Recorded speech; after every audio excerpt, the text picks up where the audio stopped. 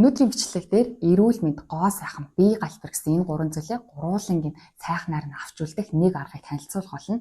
За гэхдээ энэ гурван зүйлийг нэг аргаар олж авч болно гэдэг чинь нөгөө талаараа энэ нэг аргыг та хэрвээ сайн хэрэгжүүлж чадахгүй бол энэ гурван зүйлийг гурвуулангийн нэг дор алтна гэсэн үг шүү дээ, тийм. Энэ бол нойр байгаа. Хэрвээ та зөв цагтаа ухаалгаар чанартай нойрыг авч чадах юм бол эрүүл мэнд гоо сайхан бие галбир гэсэн гурван зүйлийг гурвуулангийн өөрийн болгож авах боломжтой. За юуны түрүүнд эрүүл мэндээс эхлээд ярив. Эрүүл мэнд нойр хоёр хэрхэн холбоотой вэ? Ер нь бол нойроо алдах юм бол эрүүл мэндийн алдсанд тооц гэдгийг бид бүгдээрээ мэддэг, ойлгомжтой байдаг. Гэхдээ яг тоо баримттайгаар нойр гэдэг зүйл нойр дутуу байх юм бол бидний эрүүл мэндэд хэр их хэмжээнд нөлөөлдөг вэ гэдгийг тоо баримттайгаар бид мэддэггүй учраас ерөнхийдөө нэг ширээний нойр бол яавал гэжтэй гэсэн хандлагатай байдаг шүү дээ, тийм. Тэгтэл энэ нойр гэдэг зүйл бүр нэг л шүний нойр гэхэд бидний эрүүл мэндэд ямар их нөлөө үзүүлдэг вэ гэдгийг тоо баримттайгаар харцгаая. Эрүүл мэнд гэх юм бол хамгийн чухал нь дархлаа шүү дээ, тийм. Хэрвээ дархлаа унах юм бол бүхий л өвчин тусах, их үүсвэр нь тавигдчихэдэг. Тийм учраас дархлааны талаар сонирхъя. За нойрны дутагдал бол дархлаас сулрах маш том шалтгаан байдаг. Хүний дархлааны системд байгалийн устгагч эс гэж бидний бид гаднаас нэвтэрсэн аливаа аюултай хэрэггүй зүйлсийг олж таниж устгадаг биеийн хөлийн манаа босон байлдагч эсүүд байдаг.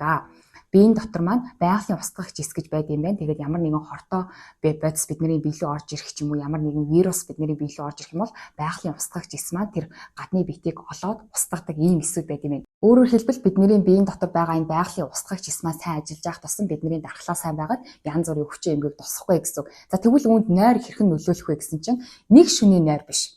Нэг л ганцхан шүний нойрч биш. За үүнээс баг нэг л өдөр та ердөө 4 цагийн нойрыг алтхад өдөрт одоо нэг хүн 7-8 цаг унтах хэрэгтэй гэж бодох юм бол нэг л шүн та 4 цаг унтлаа гэж бодъё. Нэг л өдөр 4 цагийнхаа нойрыг алтлаа гэж бодоход юу тохиолдох вэ гэсэн чинь тэдгээр байлдагч эсийн үйл ажиллагаа 70% буурдаг.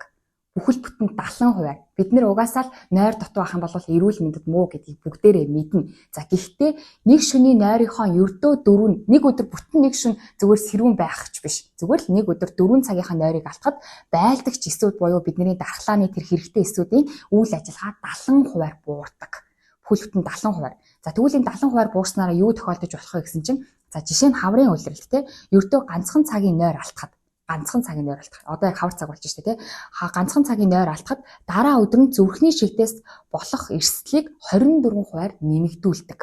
За тэгвэл намар цагт тэгвэл нэг цаг илүү унтж үзлээ та тий. Тэгвэл дандаа нойр дутуу байхаар амар том эрсдэл гараад идэв юм. Тэгвэл нойр илүү авахаар ямар ашиг тустай юм бэ гэсэн чинь намар цагт та унтдаг цагаас нэг цагаар илүү унтаж амарлаа гэж бодъё. Тэгвэл маргааш өдөр нь зүрхний шигтээс болох эрсдлийг 21% бууруулдаг. Энэ бол маш том тооштой тий. Нэг л шөнийхөө нойрыг ердөө алтхад 24% зүрхний шигтээс болох магадлал өндөрсөж. Тэгсэн хэрнээ нэг л цаг илүү унтахад 21% зүрхний шигтээс болох магадлал багасж гэдэг бол маш өндөр тоо. За эрүүл мэндийн тал дээр бол тус тусад нь одоо нүдний хараанд ч юм уу элэг бөөр зүрхэнд нойр хэрхэн нөлөөлдөг вэ гэдгийг тус тусад нь ярьснаас илүүгээр бидний дархлаанд яаж нөлөөлдөг вэ гэдгийг л ярьсан илүү тодорхойлох гэж бодож байна. Яагаад гэвэл дархлаа л унах юм бол угаасаа бүхий л эрхтэн маань өвчлөх их усүрэн тавигдж байгаа учраас тий. За тэгвэл гоо сайханд бидний нойр хэрхэн нөлөөлдөг вэ гэсэн чинь хүний нойр хямрахад нүдний дор хар цагираг үүсгэхээс ахуулаад за энэ бол хамгийн анхан шатны тэмдэг шүү дээ тий.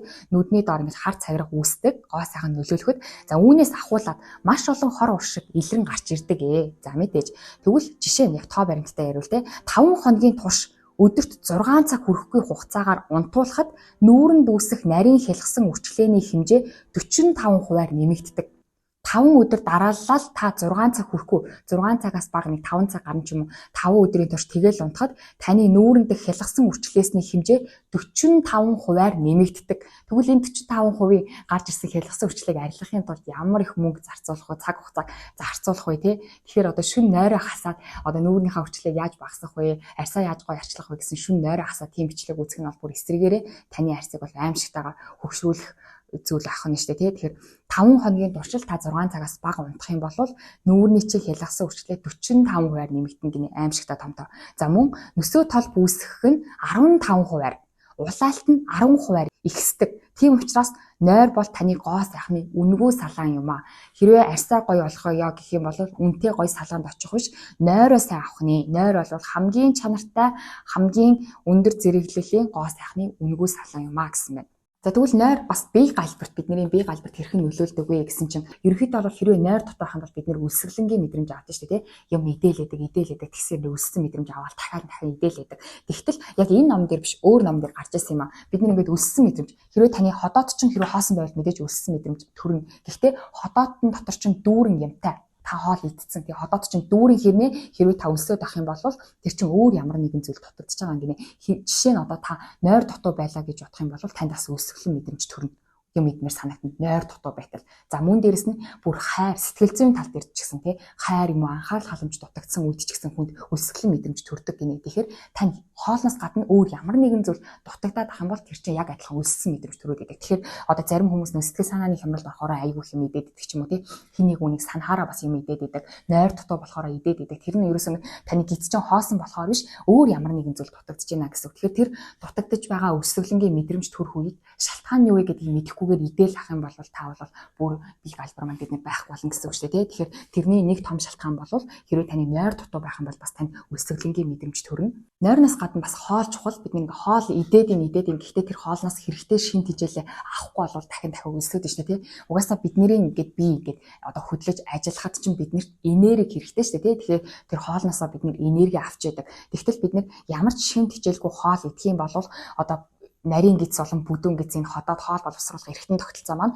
биеийн дотор маань орж ирсэн хоолыг боловсрууллаа. Тэгээ боловсруулад үтсэн чинь бидний биеийг ингэж гар хөлийн маань хөдлөхөд хэрэгтэй эрдэс бодис шин тэжээл нь хэрэг байхгүй ингэж бод. Байхгүй ах юм бол бие маань хөдөлгөхийн тулд дахиад биеийн дотроос маань хоол нэхэд ийн. Та дөнгөж сая хоол идсэн байсан ч гэсэн тэр хоолнд чи хэрэгтэй эрдэс шин тэжээл нь байхгүй бол бие маань дахиад нэхэд ийн гэсэн үг тий. Харин эсвэргээрээ та маш жоохон хоол идсэн ч гэсэн яг бие чинь хөдөлгөхөд хэрэгтэй эрдэс бодисыг агуулсан хүнсийг та хэрэгэлчих юм бол бие чинь хэрэгтэй энерги тэр хоолноос нь гаргаж аваад ажиллах ямар ч асуудалгүй байна. Баг зэргийн өсөх мэдрэмж төрөх ч гэсэн ерөөсөө ядрахгүй гэсэн үг тий. Харин эсвэргээрээ саяны хэлсэнчлэн та хэрэггүй хоол өөрт чинь ямар ч энерги болохгүй хоолыг идчихлээ гэж бодъё. Тэгвэл тэр хоол чинь танд энерги өгөхгүй. Дээрээс нь та өөртөө байгаа жоохон л энергиэрээ тэр хоолыг боловсруулахдаа бүр зарцуулаад бүр л их ядраад штэ тий. Тэгэхээр нөгөө нэг эдхийн төлөө амьдардаг уу эсвэл бол одоо амьдрахын тулд иддэг үү гэсэн үгийн шалтгаан бол ийм үг шүү дээ. Ягаад тэгэхээр та хэрвээ амьдрахын төлөө идж байгаа бол яг л танд амьдрахад чинь хэрэгтэй тэр эрдэс бодисыг өгөх, энергийг өгөх тэр хоолыг идэх гэсэн үг. Эсвэргээрээ та эдхийн төлөө амьдарч байна гэдэг нь юу гэсэн үг вэ гэхээр та идчихин тэгээд ямар ч шин тэжээлгүй амьдрахад чинь ямар ч нэмэргүй хоолыг идчихлээ. Тэгээд эдхийн төлөө амьдарч байна гэдэг нь тэр хоолыг боловсруулахад таны бүхий л энерги зарцуулагдаж байна гэсэн. Тэгэхээр ялцчгүй эдхийн төлөө амьдрах болчихж штэ тий. Хоол идлээ тэгэл өөрт байгаа бүхий л энерги маань тэр идсэн муу хоолыг боловсруулахад энерги маань зарцуулагдаад байна. Өөр зүйл хийх энерги байхгүй. Тийм болохоор тэр одоо эдхийн төлөө амьдарч гинүү амьдрахын төлөө идэх гинүү гэдэг үг бол бүр маш оновчтой үг гэсэн үг тий.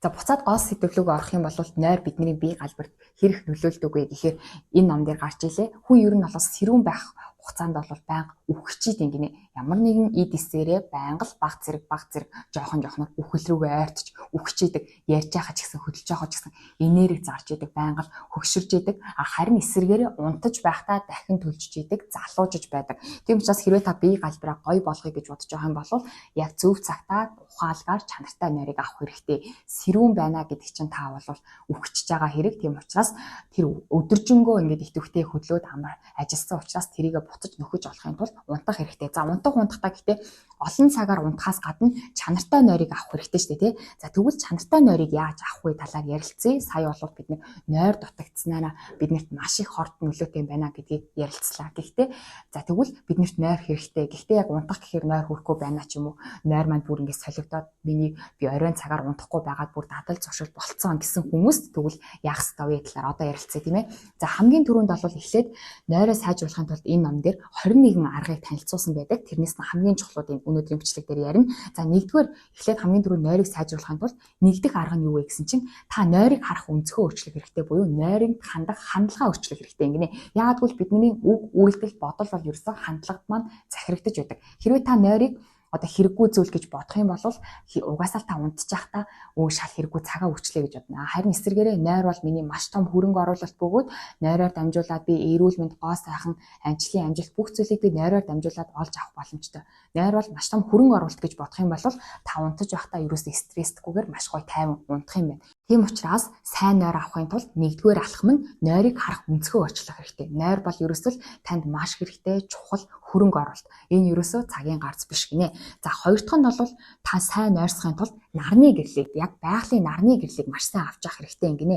За ялангуяа өглөөний 6:30-аас 8:30-ын хооронд ердөө 30 минут та наранд алхах ч юм уу наранд байснараа өөртөө хэрэгтэй нарны гэрлийг бүхэлд нь авч байгаа юм байна. За ингээд нарны гэрлээс болохоор та нарны гэрэлд гарснараа танд серотин гэдэг гормон ялгардаг гинэ. Энэ серотин гэдэг гормон ялгарх юм бол таны тарих толгой сайн ажиллана, өдрийн бүтээмж маш сайн байна. За гэхдээ нойронд хамгийн чухал зүйл нь гэх юм бол нойр хүрэхэд бол мелатонин гэж гормон ялгардаг. Мелатонин ялгарх юм бол таны нойр хүрээ сайн унтана. Гэхдээ энэ мелатонин гэдэг гормоны их үүсвэр буюу энэ гормоныг үйлдвэрлэдэг түүхийн эд нь серотонин байдаг. Серотонин нь нарнаас гарч ирж байдаг. Тэгэхээр хэрвээ таны шүн нойр чин гулжаад ч юм уу шүн сайн гүн бат нойрсож чадахгүй байгаа бол өглөө сайн нарны гэрэл авах хэрэгтэй байх нэ. Яагад гэвэл нойрыг хүргэдэг тэр мелатонин гэдэг гормоны их үүсвэр нь серотонин. Серотонин бол нарнаас гарч ирдэг байх нь шүү дээ. За 3 дахь арга нь бол одоо юу гинэ? Унтахын өмнө бид нэр дэлгэцнээсээ холдох хэрэгтэй гэдгийг бол хүн болгон мэднэ. Гэхдээ хэр хугацааны өмнө вэ гэсэн чинь ойролцоогоор 90 минутын өмнө, унтахаасаа 90 минутын өмнө утас зурагт гэсэн компьютер гэсэн дэлгэцнээсээ холдох шаардлагатай юм байна. За мөн хэрэгтэй арга нь бол өрөөний температур. Өрөөний температур бол 15-аас 20 градус байхад хүн маш сайхан нойрсд юм байна. Хитрхи халуун байх юм бол бөхчмөдөд унтаж чаддгүй. Бага зэргийн сэрүүхэн байх тусмаа илүү сайн унтдсан байна. За тэр ч утгаараа ер нь бол шүн яг унтахынхаа өмнө дасгал хийх болон халуун усанд орохыг зөвлөхгүй байлээ. Яагаад гэвэл халуун усанд орчих юм бол таны биеийн дулаан ч өнгөсчдөг. Хүн биеийн дулаан өсөх юм бол тарих толгой нь ажиллаад бүр юм бодогдоод эхэлдэг. Харин биеийн дулаан бага байгаа тохиолдолд нойр нь хурж тарих нь амарч идэм байх. Тийм учраас яг шүн унтахынхаа өмнө халуун усанд бити ороорой гэсэн байлээ. Биеийн температур нэмэгдчихдэг. За мөн дээрэс нь яг унтахынхаа өмнө дасгал хийхийг зөвлөхгүй байлээ. Ойролцоогоор унтахаасаа 3-аас 4 цагийн өмнө л дасгал хийх хэрэгтэй. Ялангуяа өглөө дасгал хийвэл илүү сайн гэсэн байлаа. Яагаад гэвэл дасгал хийн гэдэг чинь ер нь бол бид нэр хүчтэй гүйжин эсвэл хүнд юм өргөжин гэдэг чинь стресстэй байгаа хэлбэр шүү дээ, тий. Тэгээд стресстэд бол кортизол гэдэг гормон ялгарч идэг. Энэ гормон ялгархаар стресстэй юм байна л да. Тэгэхээр энэ стрессийн гормон бага зэрэг ялгарна гэдэг чинь хүн стресстэй тэгэхээр тарих толгой сайн ажиллаж эхэлдэг шүү дээ, тий. Унтаа байдлаасаа сэрдэг гэсэн үг. Тэгэхээр дасгал хийхэд бол энэ стрессийн гормон ялгарч идэг учраас энийг хэрвээ та орой унтахынхаа өмнө ялгаруулчих юм бол бас таны тарих чинь янз бүрийн бодоод сайхан унтаж амарч чадахгүй байна. Тийм учраас өглөөр дасгал хийвэл илүү нойрон сайн гэсэн байлээ. За дээрэс нь маш сайн гүн бат ухаалгаар та нойрсохын тулд маш чухал зүйлийн нэг нь бол хав харанхуй орчныг бүрдүүлэх. За энэ дээр бүр нэг сонирхолтой жишээ авцсан байгаа хгүй. Яг нэг хүн гэрэлгүй хав харанхуй орчинд унтахад бол маш сайн нойр авдсан байна. За гэхдээ нэг сонирхолтой судалгаа нь яг ингээд хав харанхуй өрөөнд унтж байгаа хүний зүгээр юм хөлнийх нь артлын яг өвдөгнийх нь артлын хэсэглүүн ингээд гэрэл тусгаж байгаа хгүй. Тэгэхээр чинь бидний нүдэрээ бол ямыг хардаг шүү дээ. Тэгтэл аль тэр бүр доор байгаа хөл рүү гэрэл тусгасан чинь нөгөө хүмүүс сэрүүлцээд эхэлсэн. Тэгээ өөр бол өглөө босоод тухайн өмнө бол тэрийгээ санахгүй. Гэхдээ яг нөгөө монитороор ингээд туршилт хийгээд үзсэн чинь хөл рүү гэрэл тусгах тэр үед бол нойр нь ингээд сэрүүлцэжсэн. Нойрны чанар нь муудажсэн.